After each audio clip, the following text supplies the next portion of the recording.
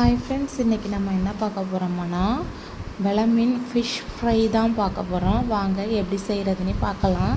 அதுக்கு நாங்கள் 4 முழு வெளமீனை நல்லா கழுவி 2 பக்கமும் 2 கோடு போட்டு எடுத்துருக்கோம்.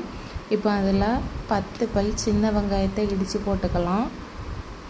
4 பல் பூண்டு இடித்து போட்டுக்கலாம். அப்புறம் 1 டேபிள் ஸ்பூன் நல்ல மிளகு, 1 டேபிள் ஸ்பூன் ஜீரகம், அதையும் நராங்குறான்னு இடித்து போட்டுக்கலாம். இப்போ இடித்து போட்டதை கூட 1 டேபிள் ஸ்பூன் மஞ்சள் தூள், 1/2 டேபிள் ஸ்பூன் மல்லித்தூள், 1/4 டேபிள் ஸ்பூன் வத்தல் போட்டு நல்லா பிரட்டி எடுத்துக்கலாம்.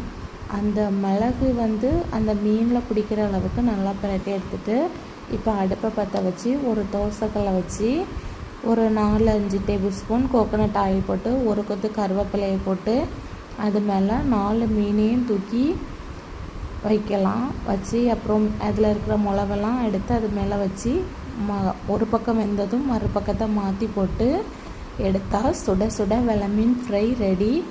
வாங்க ஃப்ரெண்ட்ஸ், நம்ம சாப்பிடலாம். இந்த மாதிரி நீங்களும் ட்ரை பண்ணி பாருங்கள் ஃப்ரெண்ட்ஸ்.